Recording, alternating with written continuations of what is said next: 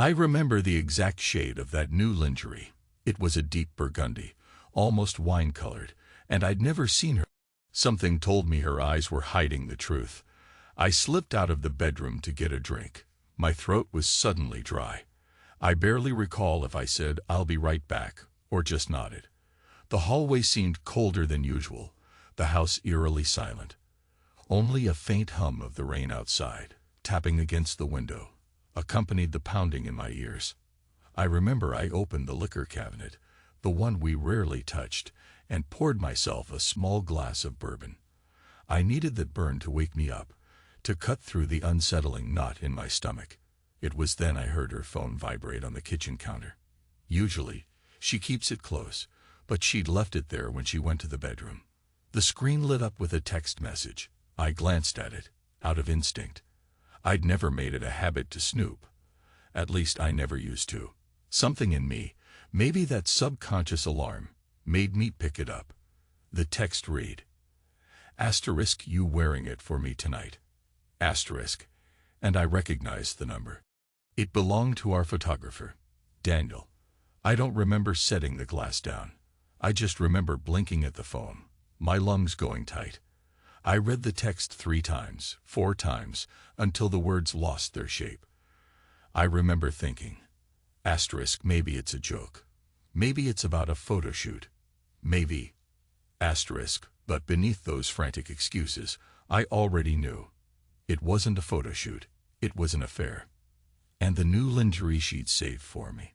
She was wearing it with someone else in mind. My hand trembled. I didn't want to believe it. I wanted to storm back into the bedroom, hold up the phone, demand an explanation.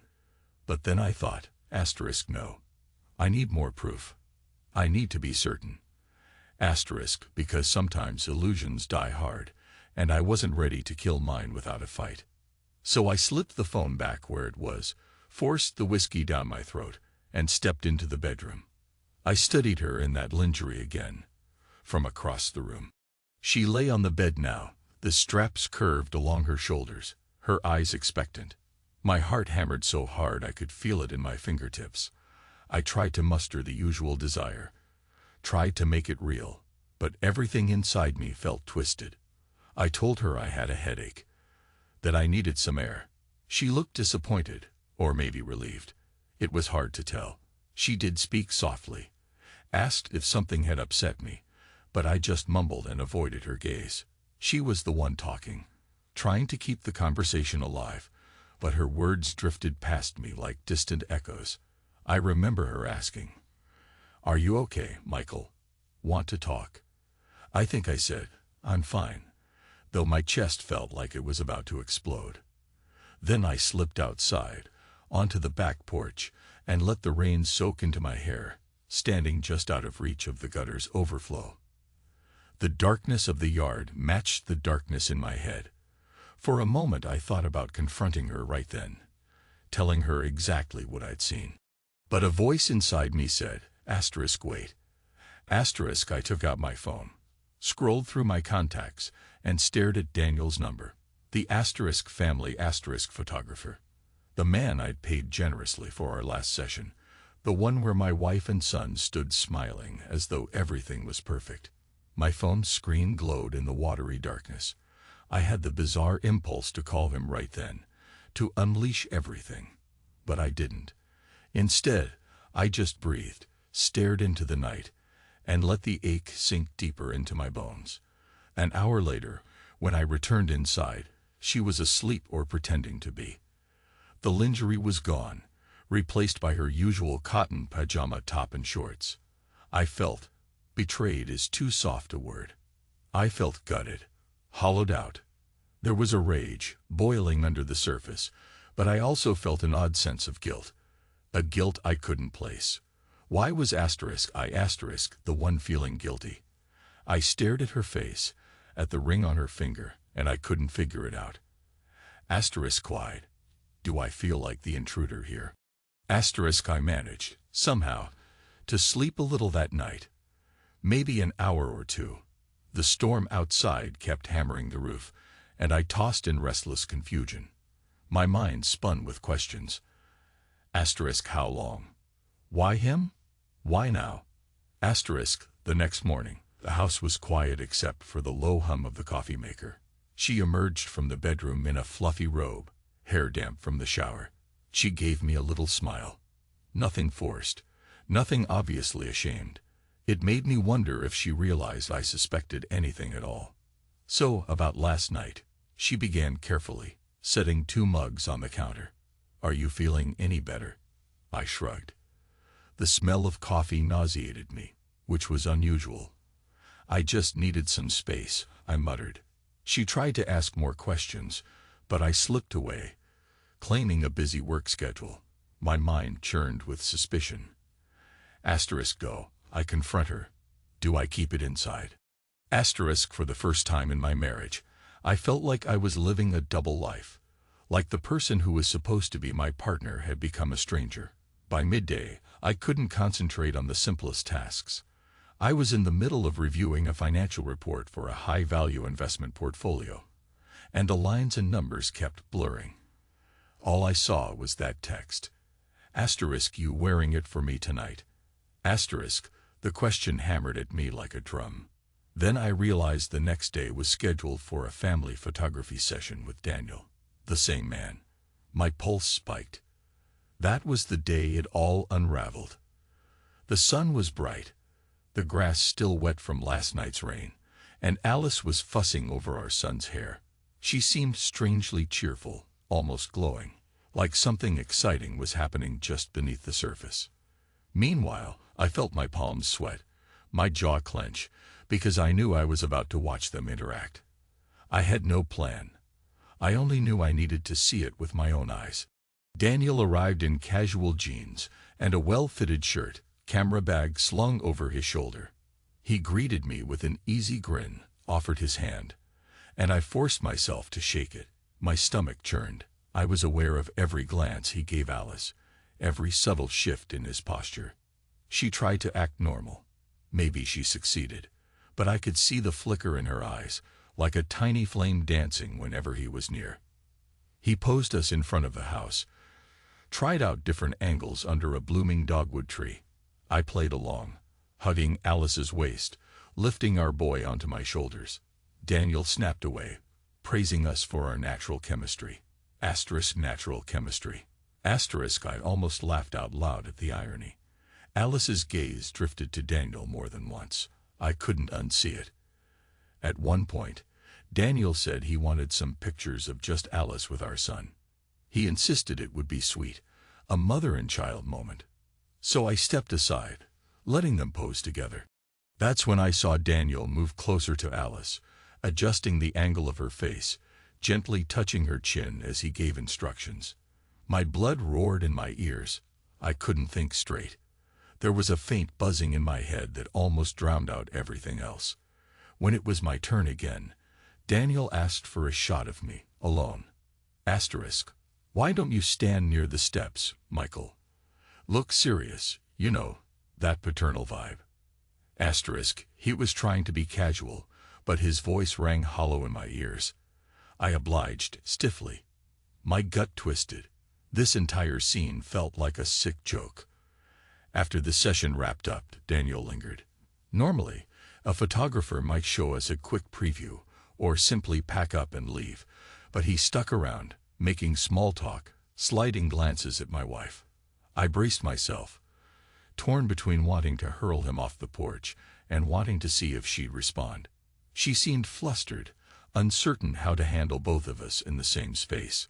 Our son was busy chasing a ball, oblivious to the tension. Finally, Daniel said his goodbyes, smiling a bit too fondly. As soon as he pulled out of the driveway, I felt this wave of nauseous relief and anger. Alice tried to say something, but I just brushed past her. In the days that followed, everything changed. I became quiet, withdrawn. I started rereading that text message in my mind and remembering every detail of that photo session. Asterisk the way her lips parted when he got close, the spark in her eyes. Asterisk I could barely look at her without imagining Daniel's hands on her, but I couldn't prove it. Couldn't quite confirm the shape of their betrayal.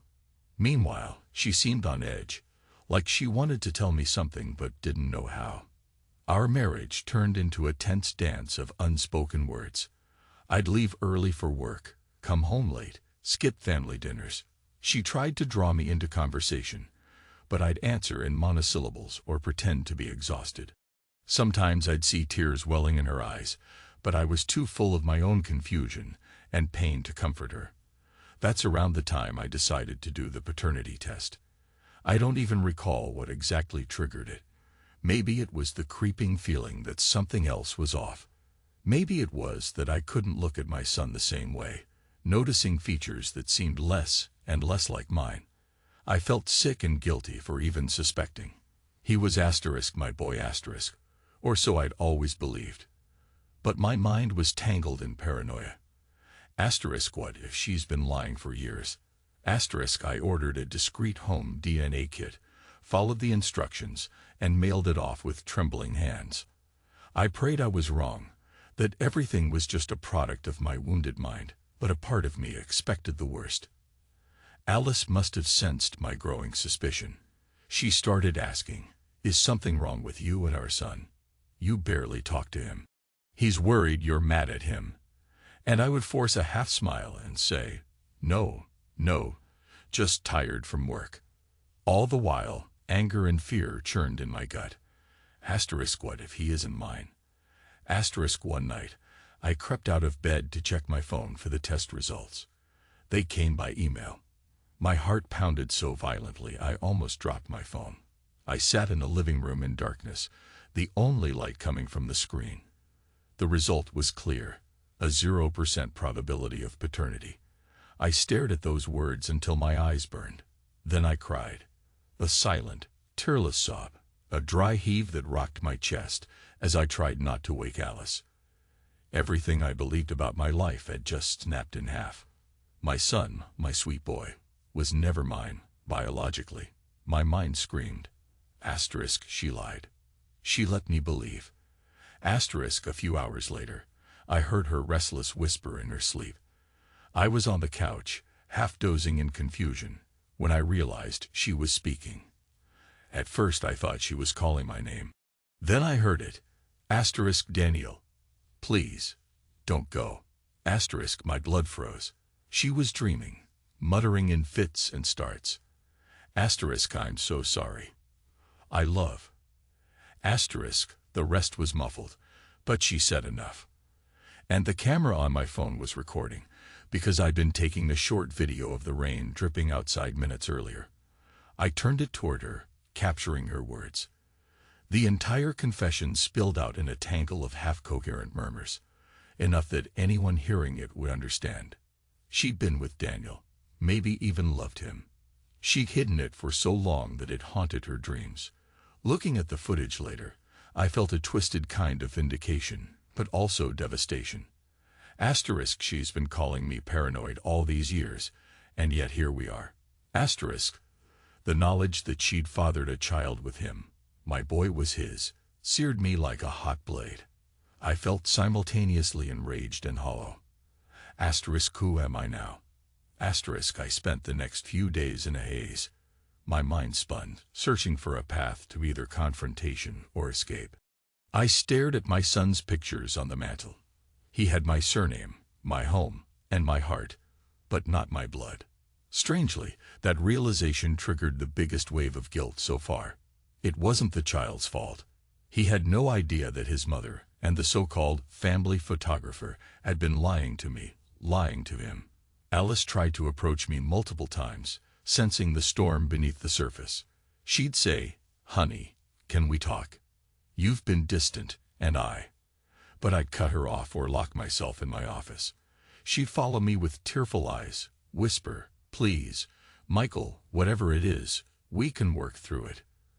But I couldn't bring myself to speak. Rage churned inside me, and beneath it, a deep confusion about my identity. I was a father, but not a father. A husband, but not a husband. I felt like I was floating in some limbo, not sure who I was supposed to be anymore. Maybe I'm just the guy paying the bills, the man who sits quietly while my wife dreams of someone else. In that swirling darkness, A cold, cunning idea took shape. I recalled Daniel's struggles with money. He was always looking for investors or loans, especially for his photography business. I had resources, connections, ways to buy up someone's debts. Part of me recoiled at the thought of revenge. Another part of me clenched its fists. He took everything from me.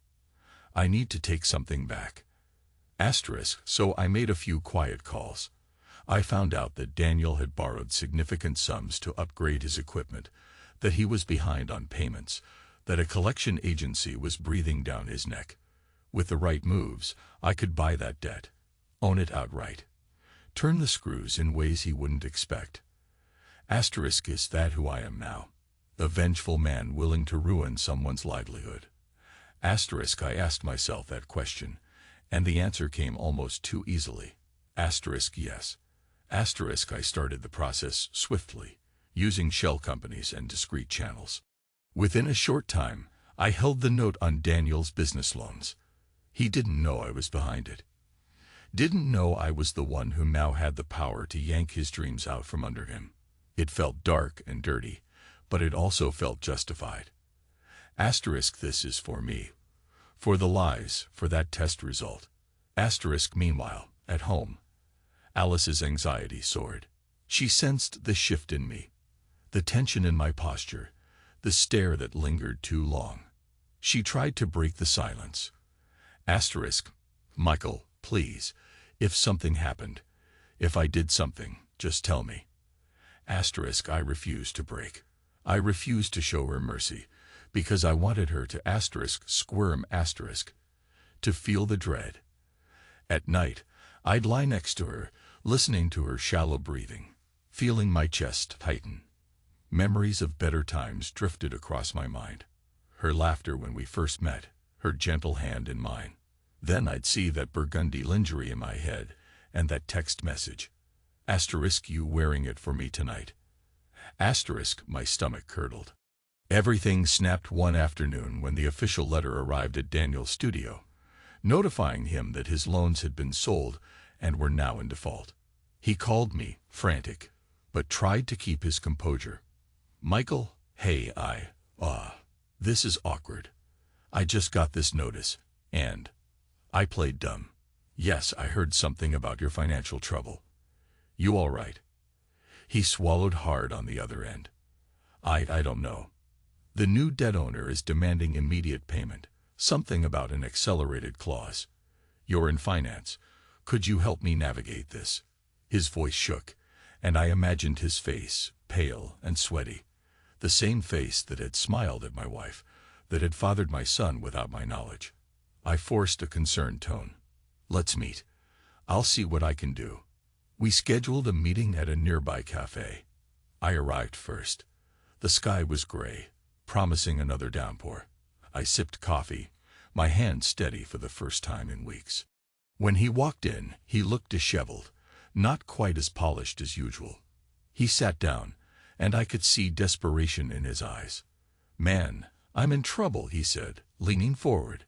They're demanding the full sum in 30 days, or they'll foreclose on my equipment, my studio, everything. I've worked too hard to let it all slip away. You gotta help me. I study him in silence, letting the tension hang. He doesn't even realize I'm the one behind all of this. Finally, I said. I can try, but you know how these things go. The new lender has the advantage. They can push you into bankruptcy if you don't negotiate something quickly. Daniel nodded, eyes bloodshot. I'll do anything. I can't lose my business. It's my life, my passion. He paused, rubbed his temples. Look, I'll do more sessions for you, your family, whatever you need, no charge. Just help me out, man. His words dripped with irony. The casual mention of my family made me want to throttle them. But I kept my voice calm. I'll see what can be done. Maybe I can set up a meeting with the note holder. He sighed in relief. Thank you. Thank you so much. I just nodded, feeling a sick sense of power. I left him there, looking hopeful and lost. The next step in my plan was to pin him in a shady deal. I orchestrated it through a third party, someone who would approach Daniel with a contract that sounded too good to resist. Quick cash, an immediate infusion of funds if he'd sign a certain agreement. The terms were hidden behind layers of legal jargon, ensuring that the second he signed, he basically forfeit control of his brand to me. I watched it all unfold with a numb sense of satisfaction. Meanwhile, at home, I discovered the final piece of my personal puzzle. The test results for my son, the repeated confirmations from the lab, the dream confession recorded on my phone. My illusions about who I was in this marriage were gone. I tried to muster fatherly feelings for the boy who grew up calling me Dad, but every time I looked at him, I felt a dagger of betrayal. Still, it wasn't his fault. That knowledge only compounded my misery. Alice grew desperate, noticing my coldness toward her, but also my forced warmth around our son. She cornered me one night as I paced the bedroom. "Michael, you have to talk to me. I'm scared. You've changed so much." I turned to her slowly. She looked smaller than I remembered, her eyes red from crying, her shoulders slumped. "I know the truth," I said. My voice came out raspy and hollow. She blinked, confusion morphing into dread. "What truth? Don't play dumb." My voice cracked. "I know our son isn't mine." Her lips parted, and I saw a raw panic in her eyes. She staggered backward. "You? How?" I yanked open the drawer and threw the test results onto the bed. She stared at them, tears immediately forming. "Michael, I waited, but she said nothing coherent, just repeated my name. Eventually, she sank onto the mattress, face buried in her hands. "I never meant to hurt you. It happened before we were married, and I was confused, scared. Then I found out I was pregnant, and Daniel told me he didn't want that responsibility. But you and we were so good together." My breath caught in my throat. "Before we were married," I echoed. "But you made me believe he was mine all along." Alice sobbed, a broken sound. "I didn't know how to tell you. You were so happy, talking about how you wanted a family. I kept hoping it would never come out. Then, after a few years, I told Daniel to keep his distance, but he kept showing up. And now, it got out of control." She shuddered and reached for my hand. I pulled away. "Don't." Her voice trembled. "Michael, I'm so sorry. I know you must hate me. But I love you. I always loved you." I felt numb. I remembered the lingerie, the text, her moans in her sleep. "You sure you love me? Because you seemed pretty attached to him." She shook her head frantically. "No, that's over. Whatever feelings I had for him. He was like an old habit. It wasn't serious. You have to believe me."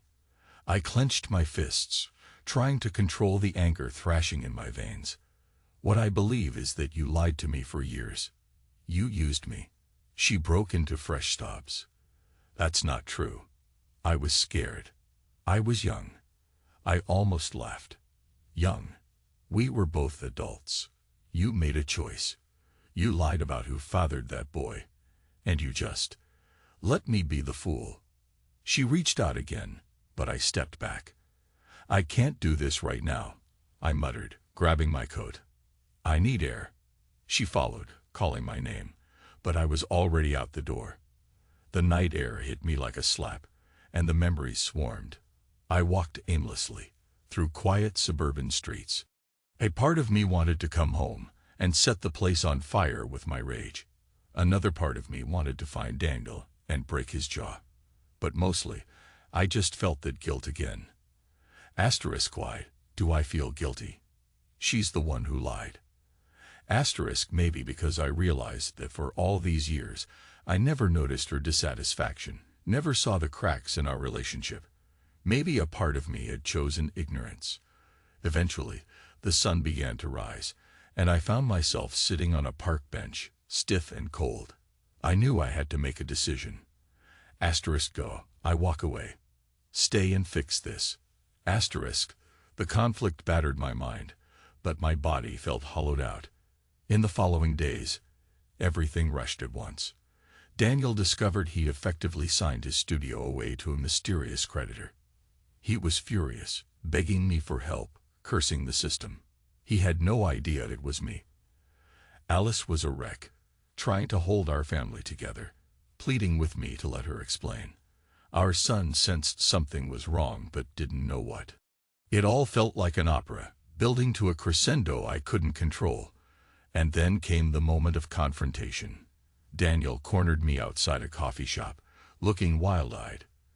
"They took my cameras, man," he hissed. "They said I can't operate in my studio until I pay them some ridiculous penalty. I'm ruined. I might have to move or file for bankruptcy. I'm losing everything. I stared at him in a cold, detached way.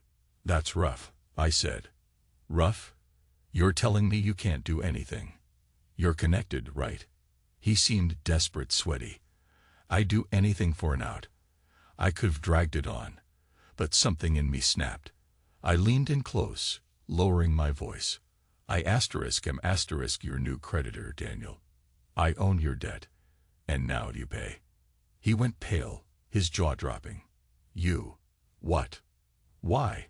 The question sounded so pathetic, so clueless, that I almost laughed. "You really don't know." Realization flashed in his eyes. "Oh God, you know about me and Alice." I gave him a humorless grin. "Yes, I do. And guess what else I know? My son is really yours." He took a step back, stumbling as if I'd punched him. "No, she told me." "I didn't." He broke off, unable to form words. Guilt, fear, and shock warred on his face.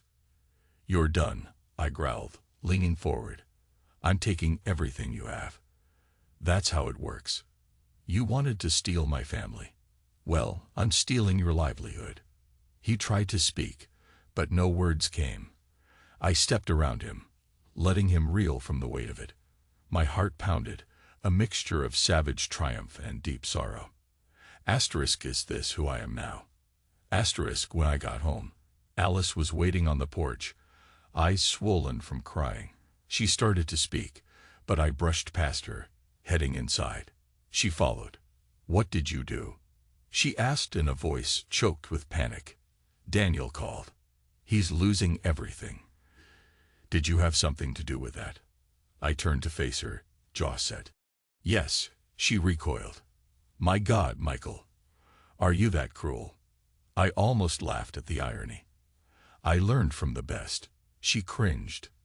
Tears welled again. "He was never a threat to you," she whispered. "I'm sorry for what I did. But it's monstrous." I felt something snap in my chest. You made me monstrous. You lied about a child, about our entire marriage. Don't you dare judge me now."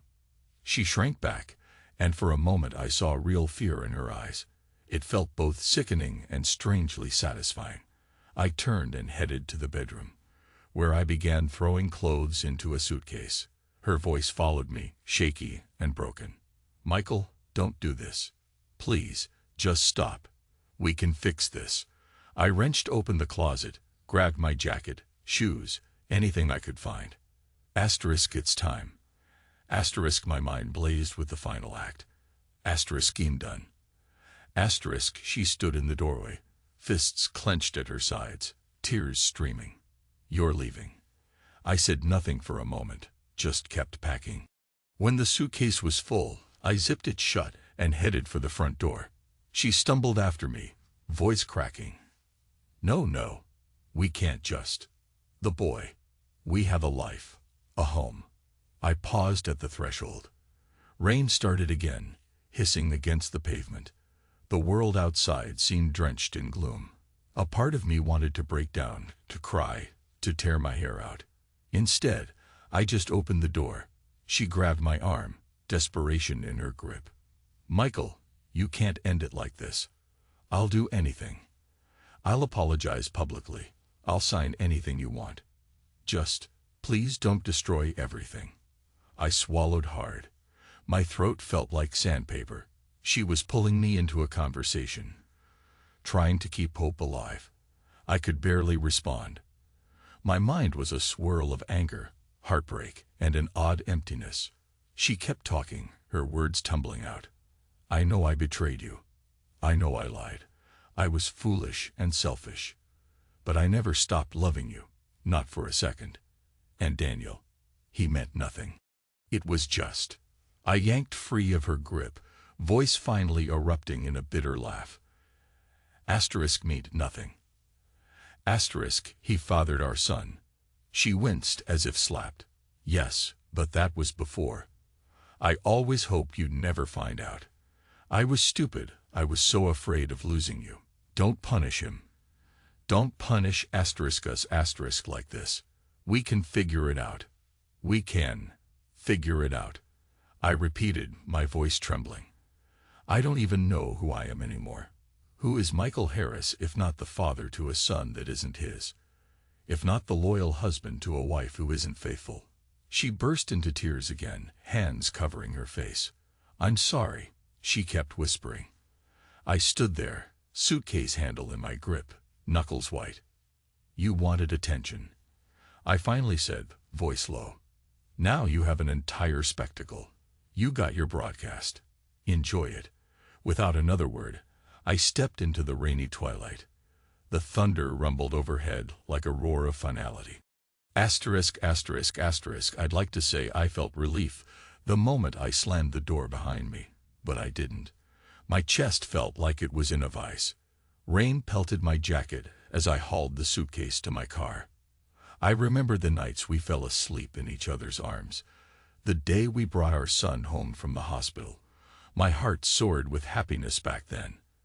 Asterisk, no, it's all a lie.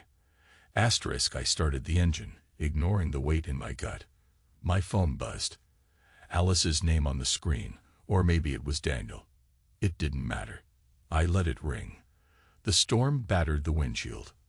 I felt tears threatening, but I clenched my jaw, pushing them back. I was done crying. Driving away from that house, I glanced in the rearview mirror. Asterisk, this is it. Asterisk, I thought. Asterisk, he'll never be the same man again. Asterisk, a tiny part of me wondered if I'd regret destroying Daniel's business, if I'd regret leaving Alice in that state. Another part of me was sure I'd do it all again, only writing a different ending, one where I wasn't the last to know. The roads glistened with wet reflections of streetlights. My mind swirled with images, the burgundy lingerie, the DNA test, her half-coherent confession on my phone's video. I imagined the footage playing over and over, that permanent record of her betrayal. The woman who called me paranoid was the one who talked in her sleep. Asterisk, God, how twisted is that? Asterisk, I drove on, not knowing where I was going. A hotel, maybe, or a colleague's empty condo. All I knew was I had to keep moving. If I stopped, if I gave in to the heartbreak, I wasn't sure I'd ever stand up again. And so the story ends with me gripping the wheel, headlights cutting through the sheets of rain. My chest filled with anger and a bitter emptiness. I'm not sure if I'm more haunted by the betrayal or by the fact that I still feel guilt, like I should have seen it earlier, or that I should have loved her differently. Maybe it's just the mind's way of coping with the rubble of everything I believed. But there's one certainty. This new version of Michael Harris, the man driving through the storm, is someone else entirely. The old me died with that test result, with that phone recording. In his place is a man who has tasted betrayal, orchestrated revenge, and walked away without looking back. In the end, I realize I have no idea who I am, but I do know one thing. I'm done being the fool. And somewhere, in that empty, aching place inside my chest, I almost hope that tomorrow brings just a hint of sunlight. Because for now, all I have is the pounding rain and the memory of her pleading eyes, as I said my final words. You wanted attention. Now you have the broadcast.